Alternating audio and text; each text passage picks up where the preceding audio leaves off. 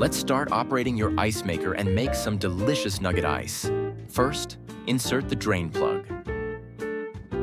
Secure the drain hose to the back of the machine.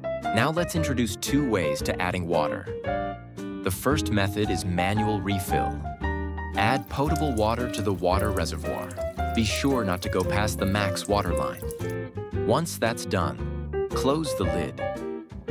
After adding water, press the start button. The second method is auto refill. First, prepare the auto refill hose. Connect one end to the tap using a faucet adapter. Insert the other end into the water inlet of the ice maker. Once everything's hooked up, turn on the tap, start the machine, and it'll fill automatically.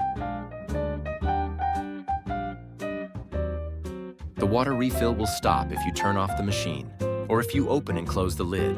You'll see the indicator light up, showing that the machine has started making ice. When the ice basket is full, the ice full indicator illuminates. Take out the ice basket. Scoop out the ice place. The ice basket back into the ice maker. If the water level gets low, the water insufficient indicator will illuminate. Please add water to the water reservoir. Press the start button to resume ice making.